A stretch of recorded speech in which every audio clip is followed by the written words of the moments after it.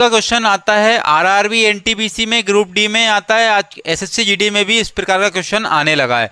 देखिएगा क्या कह रहा है, 7 का डबल फैक्टोरियल है और n2 में 4 का फैक्टोरियल है। इसको डिवाइड किया गया किससे, 5 से। तो 5 से डिवाइड करने पर शेषफल क्या आएगा ये आपको बताना है। तो आपको मैं एक कॉन्सेप्ट सिखाता हूँ। जैसे कि अगर मैं बात कर लेता हूँ यहाँ पर 7, तो मैं यहाँ पर देखूंगा कि 7 के बाद कितने फैक्टोरियल है, डबल फैक्टोरियल है, अर्थात 2 का गैप करके मैं लिखता जाऊंगा कम करके। तो 7 में से 2 कम किए 5, 5 में से 2 कम किए 3 और 3 में से 2 कम किए 1 आ गया। फिर उसके बाद साइन किसका है, इनटू का।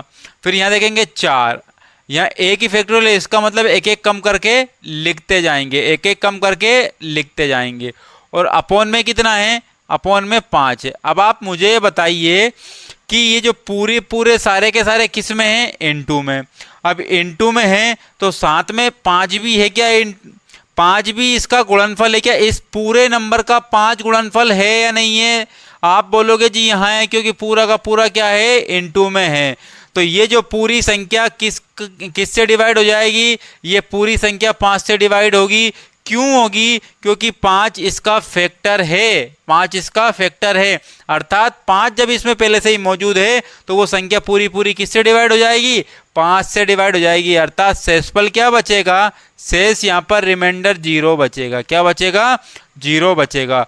अर्थात अगर मैं आपको ऐसे बोल दूं कि इसको देखते ही आंसर कैसे सोल्व कर दें, हमें ये देखना है कि यहाँ नीचे डिनोमिनेटर में कितना है, डिनोमिनेटर में जो भी संख्या है अगर उससे बड़ी संख्या ऊपर फैक्टोरियल में दी होती है तो वो हमेशा क्या होती है, डिवाइड होती है। क्या होती है, उससे डिवाइड होती है। साइन होना चाहिए किसका, इनटू का साइन होना चाहिए। किसका होना चाहिए, इनटू का साइन होना चाहिए। अगर ये क्वेश्चन आपको समझ में आया है तो फिर आप इस क्वेश्चन को सोल्व करके बताइए। 8 का फैक्टोरियल इंटू 11 का फैक्टोरियल, इसको हमें डिवाइड करना है किससे, 6 से डिवाइड करना है। तो रिमाइंडर बताइए, आप रिमाइंडर बताइए कितना